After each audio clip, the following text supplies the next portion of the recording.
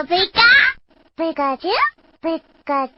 好，我是卡皮，今天继续更新《王者的祭典》第6话。在1年之前，赤与小霞第一次相遇，小霞作为道馆馆主，接受来自赤的挑战。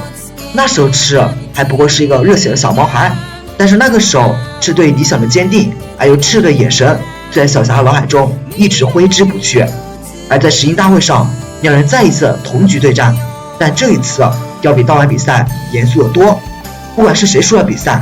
都将会失去实现梦想的机会。在第一场比赛中，小霞使用爪王将赤引以为傲的皮卡丘解决后，两人开始第2局对战。这一次赤打算使用8大弧，爪王是水系和地面系的，面对草系的攻击会遭受4倍伤害，因此8大弧一上场，赤就指挥8大弧使用草系技能能量球进行攻击。小霞这边则觉得赤有些慌张了，因为明明8大弧离爪王的距离还很远，这时候就用技能攻击，命中的可能性相当低。但没想到的是，小霞只会爪王躲避攻击，但爪王却没有躲开，硬生生的吃下了这一击。这个时候小霞才想明白，为什么赤在第1局的时候让皮卡丘使用铁尾对爪王进行攻击了。原来皮卡丘的铁尾瞄准的是爪王的下颚，这快速大力的一击造成爪王脑震荡，因此即使是听到了小霞指令，但是双脚已经无法移动了。所以赤并不是沉不住气才只会8大弧老远就进行攻击，还是有自己策略的，这让小霞多了几分谨慎。在看来观战的克拉和杜对于赤的策略也纷纷点头。现在双方都只有2只宝可梦了，但是由于赤的王牌皮卡丘已经无法战斗，这对于擅长使用水系的小霞来说无疑少了许多的威胁。于是小霞派出戈达亚进行第3局的对战。虽然赤不知道小霞到底是要做什么，但还是只会8大弧对戈达亚进行攻击。首先使用能量球攻击戈达亚，被戈达亚用水之波动抵消了。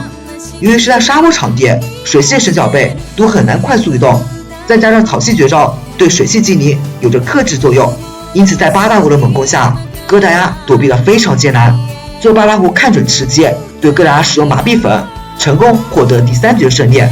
虽然小霞这边输了，但是他的目的也已经达到了。既然沙漠场地不适合水系精灵，那就把它变成适合的。小霞于是派出了自己的最后一只神小贝宝石海星，利用之前爪王和可达达的水汽制造出了雨鱼，于是便使用了求雨技能召唤出了大雨，顿时沙漠场地就变成一片汪洋。赤看到这一幕被震惊到了，因为场地的变化，宝石海星非常轻松的就击败了8大弧。现在双方都只剩下了最后一只神小贝，但局面明显是小霞这边占优势。为了挽回局面，赤让水系的成龙出战。成龙在水中可以通过储水恢复体力，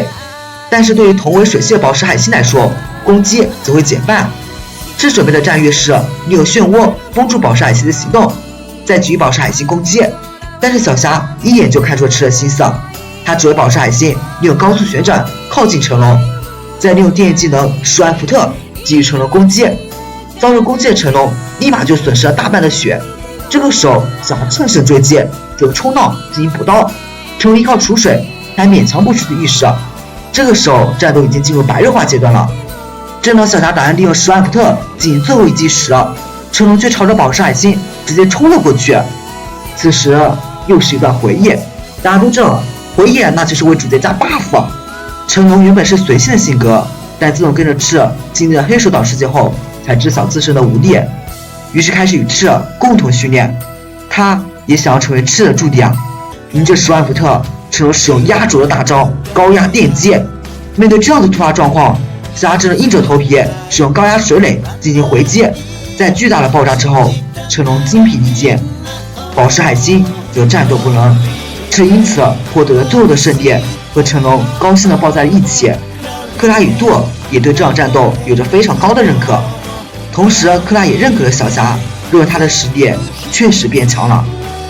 另一边，小霞虽然有些不甘，但她还是强忍着泪水恭贺赤的胜利，并将发绳交给了小赤，让他代替自己继续战斗下去。然而令人心酸的是，离场后小霞还是忍不住的哭了，而赤则握着手中的发绳，更加坚定的战斗的信念。